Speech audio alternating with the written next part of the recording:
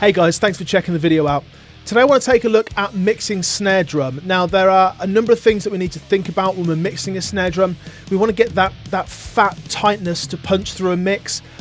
Every snare is going to be slightly different, but there are certain characteristics that we can attribute to all snares as a family. Some things that we always want to be there. So I'm going to do this in the context of like a punk kind of rock track and see if we can get that snare punching through nicely.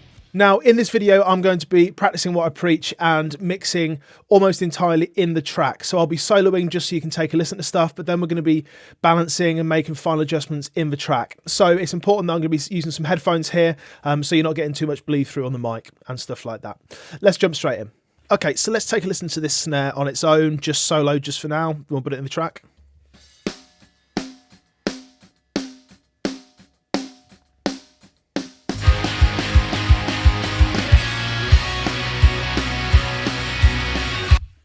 Okay, doesn't sound too bad, but it could use some improvement. It could use some weight.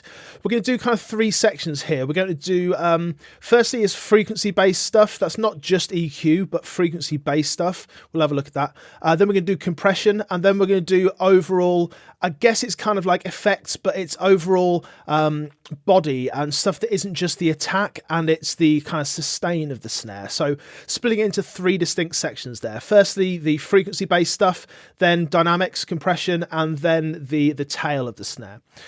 So first off, I'm just going to solo it so we can hear it properly. I'm going to go into my EQ. Now, there's a few frequency bands that we need to be aware of when we're dealing with snare. We have the low end, which is kind of this, probably for a snare, maybe 100 hertz up to kind of 200 hertz.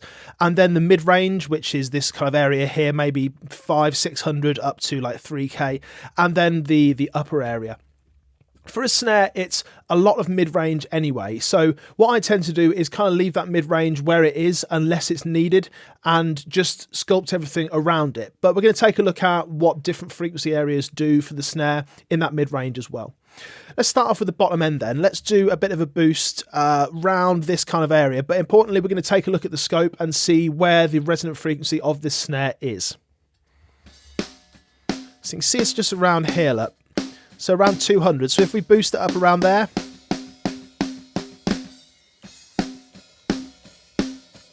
So we're getting a lot more body, but we're also kind of getting a bit of a bit of a honk there. So I'm actually going to move this down a little bit.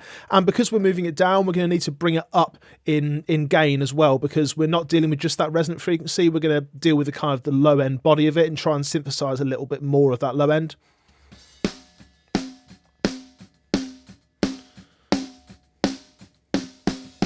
There we go.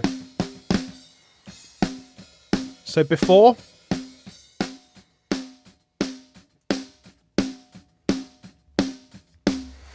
Okay, so we're getting a lot more weight there, but we're still getting a little bit of that honk kind of sound, which I'm just going to try and cut out. So with snares, we're kind of dealing with a range of boosts and cuts. We're boosting what we want, but we're taking out what we don't want.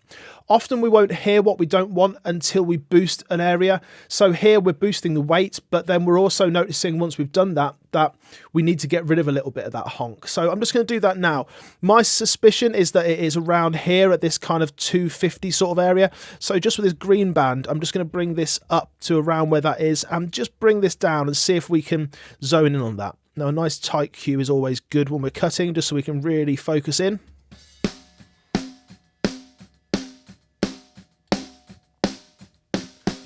Cool. Without this band.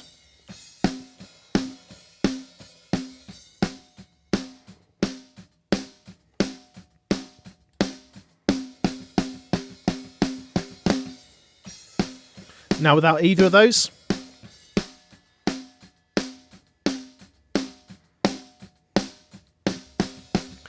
Cool, so we've boosted that low end, we've given it a lot more weight, but we didn't realize there was an issue in kind of the honkiness until we got rid of, or rather until we boosted up that bottom end. So we only kind of notice it once that bottom end is engaged. So we've simultaneously boosted the low end and taken out a bit of that nastiness at the same time there. So let's move on to the upper mid-range and the high end. If we were to just boost a load of top end here, then we would bring up a fair amount of the cymbals as well, those hi-hats. But let's just try that just for now. Let's bring up a nice high shelf going down to 2K and just see how this brightens the snare.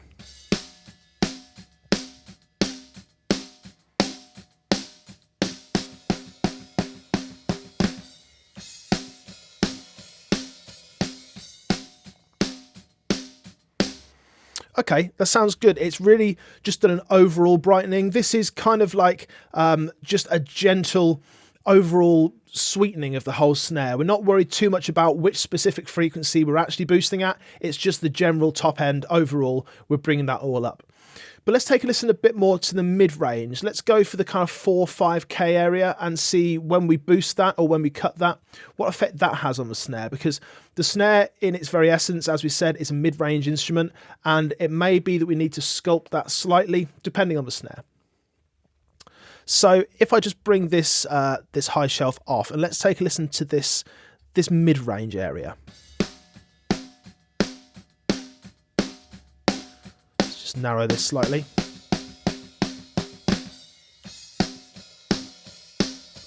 So we get a lot of bite there in that 5K area.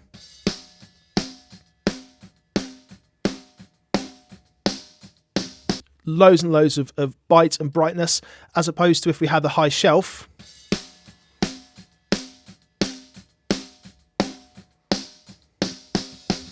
It's a brightness, but it's definitely far lower down. So if we bring this in the track, we're going to see exactly which one we want here. We know that this bottom end is probably going to give it a bit of a boost, which we like.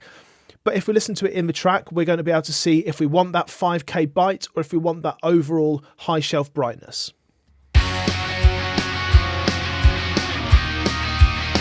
So that's the 5K.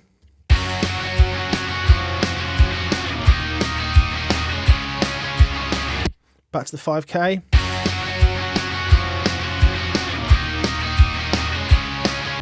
Okay.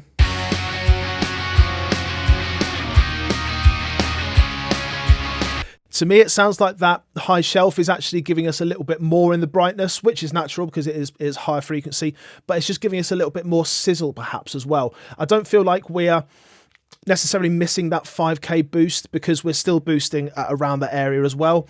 It's just that if we do the bell curve at the 5K, then we're not boosting above it. If we do the high shelf, we're still boosting that 5K, but everything above it as well. So I kind of feel like this high shelf is working. I'm just going to tweak this in the track, as I said, and just see if we can come up with a real definite kind of EQ curve for this snare drum.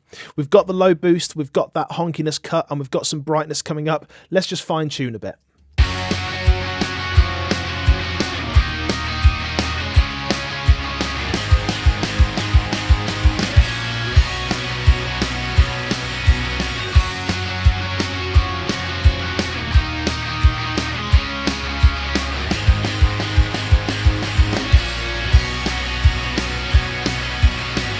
Okay, so this is the important thing. When we're in the track, we don't feel like we need to get rid of that honkiness quite as much. When it's soloed, it's really obvious, but put it in the track and it gets masked. So if you're doing too much stuff in solo, then you're really doing a disservice to your track.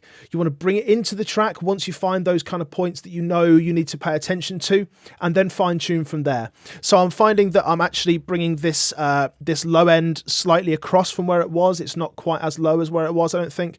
And I'm not cutting this quite in the way I was before.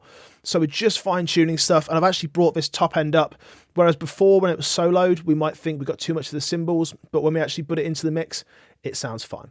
So that's kind of a routine EQ thing, a beginner's EQ thing, we might say, for mixing snare. But let's take it one step further. Let's have a look at some transient shaping here and do it in the frequency domain.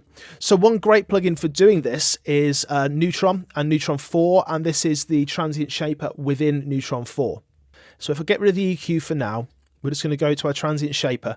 And what I really want to do here is just brighten up certain areas. So it's going to be in that mid-range. I just want a little bit of snap, a little bit of body coming through, but not necessarily all the time. I don't want it to affect the cymbals as well. So this is kind of an alternative to just EQing. So I'm going to turn that high-end EQ off for now and just see how things change when we do it with the transient shaper.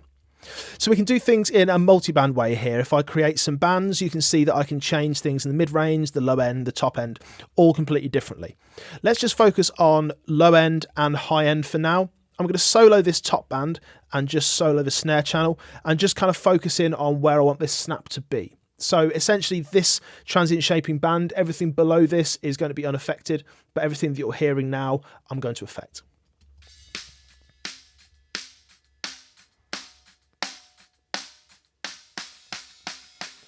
Cool, so we're getting a little bit of the body there as well. Okay, and what I'm going to do is bring up the attack on this, and we're going to add in one more band as well, but just this for now. Here, just around there, it gets really snappy. Before. Nice and snappy. Okay, so that's really going to improve the brightness in the track. Let's take a listen to it in the track and see what it's doing. Bring that down.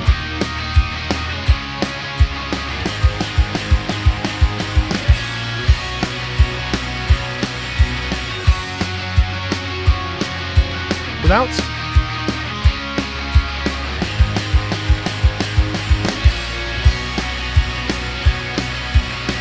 Nice. So we're just making the transient shaper affect just the transient, so the sharp hit, and we're adding some top end essentially to that sharp hit and then bringing it down afterwards, and it's doing it all for us automatically.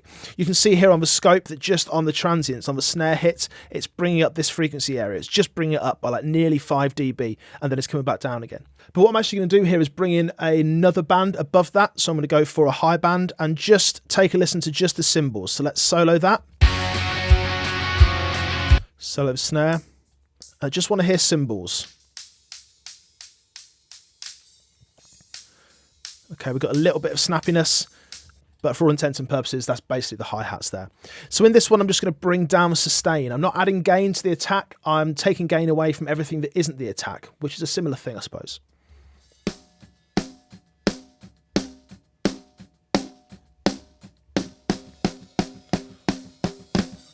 So when I take it out, you can hear the hi-hats. But crucially, it's not affecting the snap of the snare.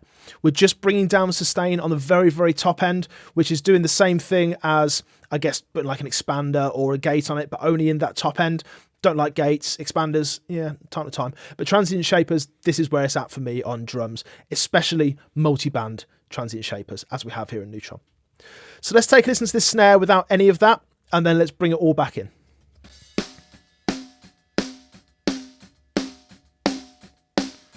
Okay, and then back in.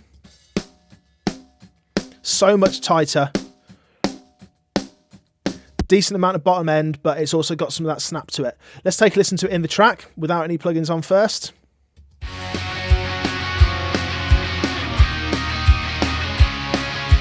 Okay, and then bring those plugins in.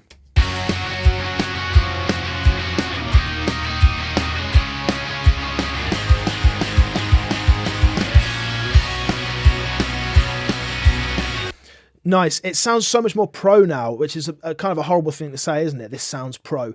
But it just sounds fat. It sounds like it's got some bite to it. It sounds like it's getting more towards being the snare that you would hear on a record. So that's really the kind of frequency-based stuff. We've dealt with a little bit of the dynamics there as well. We're kind of teetering over the edge into dynamics with that transient shaping. But let's go full-on dynamics here, and let's bring in a compressor.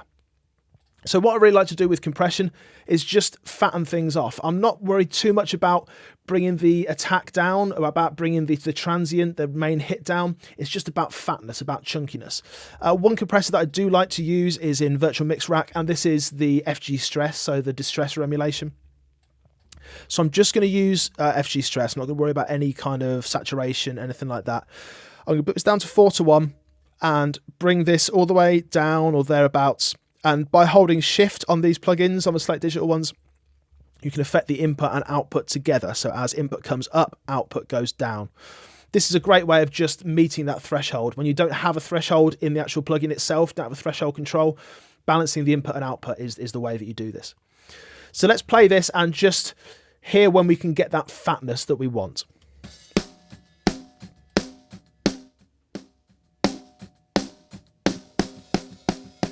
Getting fat now.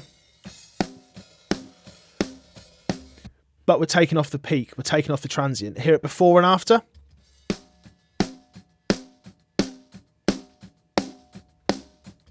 So we've got that chunkiness. We've got the fatness that we wanted, but we're taking away the initial transient. So how do we deal with that? Attack. Let's bring this attack up. And this is getting slower when we bring it up, so it's lengthening the amount of time that it's taking to reach full compression.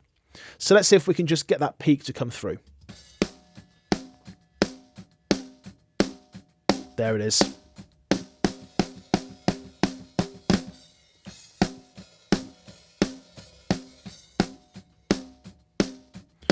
So we're just adding that fair amount of chunk there. But one important control on a compressor, especially when dealing with snare, is the release. Take a listen to this release when I bring it all the way to the fastest and then all the way to the slowest. And just listen to what it's doing to the tail.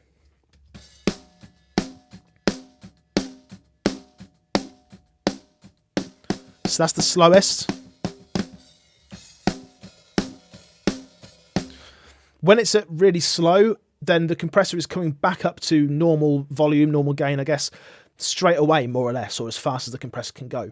So that tail is not being compressed. So in effect, we are bringing up that tail by just shortening the release on the compressor.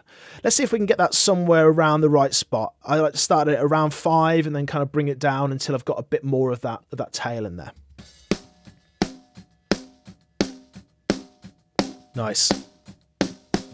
Just there. It's a bit too long there.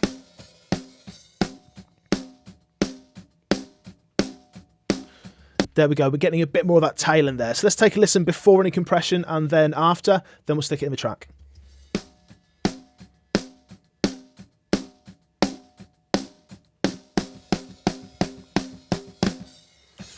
Nice. So we're just adding a bit of fatness, a bit more control over that sustain.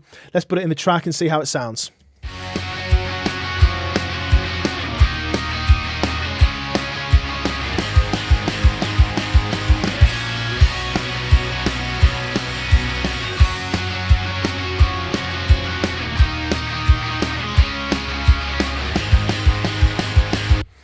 Okay, it's got weight, it's got bite, it's got kind of fatness from that compression. It's the tail that I'm worried about now. It sounds a little anemic. It sounds a little bit splatty, like it's just the real attack there. So we need to deal with this, and there's a couple of ways that we can deal with this. The first is using a sample, not in the way that you think though. And the second is by using a reverb, again, not in the way that you think. So here's what I'm going to do. I'm going to duplicate my snare channel. So in Logic, it's just Command and D. Then I'm going to drag this onto the second channel. I'm going to get rid of all the plugins that I had on there before because I don't want to double up on any of the EQs or the compressors or anything like that. Then in here, I'm going to put trigger 2. Now remember, this is just on the copy. I'm just going to solo this for a second. And then what I want to put on here is actually one of my own samples, and this is just an overhead sample. So this is from Rock Snare Pack 2. You can check the link out down below in the description. And in these packs, you get TCIs, which work with trigger, you get WAVs, etc. But you get them of the top snare, the bottom snare, the overheads, etc. And I'm just going to add an overhead sample here.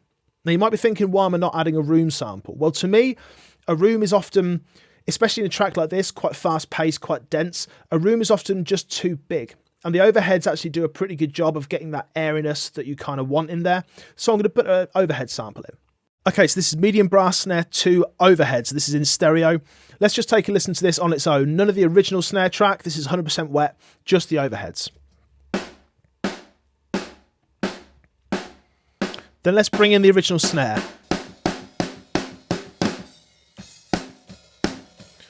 It's just the original snare there. Let's bring up the overheads.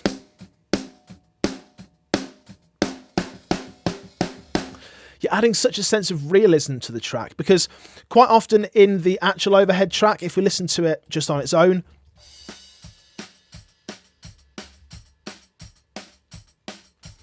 to me, I'm always EQing and processing my overhead tracks so that I get the most from the cymbals. I'm never really too fussed about the snare because I often do this trick.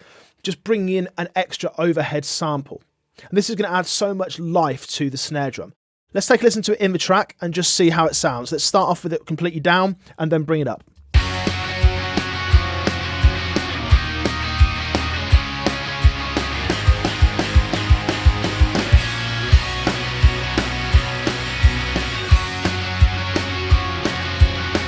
Turn it off.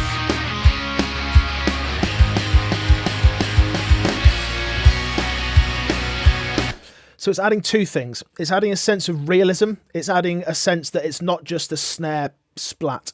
It's adding a sense that there's actually a snare in a room, and then it's adding a little bit of length to that tail as well. But we can always use a little bit more tail, I feel, especially on a snare like this. So I'm going to do some reverb, but we're not doing it from the original track. We're just doing it from this overhead track. So I'm going to go drums on my sends, and I'm going to go to my drum verb. Now, a little bugbear that I have with Logic and with the reverbs, I like Space Designer. I always like Space Designer. Reverb came in, and it was fine. It's cool. It's got some fun sounds on it, and it's good for like big rooms and all that kind of stuff. But my thing is, there's no real useful plate sounds on there. Nothing that really strikes me as being great. I use a lot of Neoverb from Isotope. I use some Slate Digital stuff as well for plates. And I kind of feel like Space Designer, this 0.8 seconds bright plate, is unparalleled in Reverb. I don't feel like there's one that really does that for me anyway. I want to love Reverb, but to me, for snares, this is where it's at still. So let's just take a listen to just that snare on its own and just gradually bring up this bus send. Let's get rid of trigger.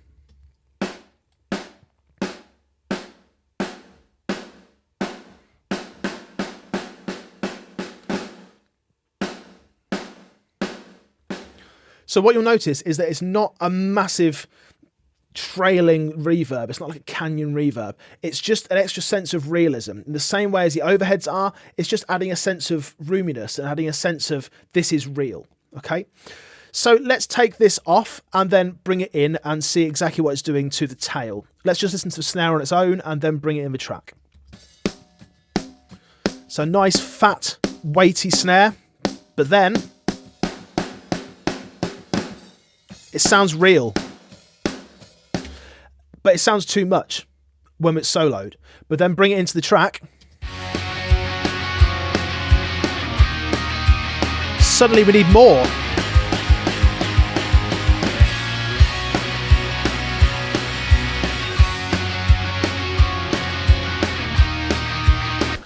So let's take a listen to this completely before any of this processing and then with the processing in the track and see how we've improved this snare sound.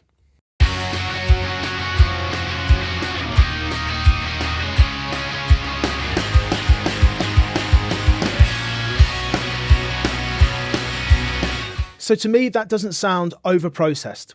It doesn't sound like it's got a massive reverb on it. It doesn't sound like it's got massive amounts of compression, EQ, anything like that on it. It's a relatively natural snare sound that just sounds better than the original. It sounds weightier, it's got a bit more snap to it, it's got a bit more realism. And these are the three things that I like to think about when I'm mixing a snare. Frequency-based stuff, so the low end and the high end and the mid-range, and that kind of overlaps with that transient shaping, the multi-band transient shaping. It overlaps into the dynamics, so the compression. And then that release parameter is really important with dealing with the after effects of the snare, with dealing with that tail, which then blends into the third thing, which is the space, the realism, the overall length of the snare. And I think with those three things, you're well equipped to start mixing any kind of snare. But when you are mixing, make sure you're bringing it in the mix, make sure you're not doing it in solo, and you're going to get some great sounding snares. Thanks so much for watching. If you like the sound of that overhead track, if you like the sound of the snare that was in there, make sure you check out the samples down below, and I'll see you again soon. Take care.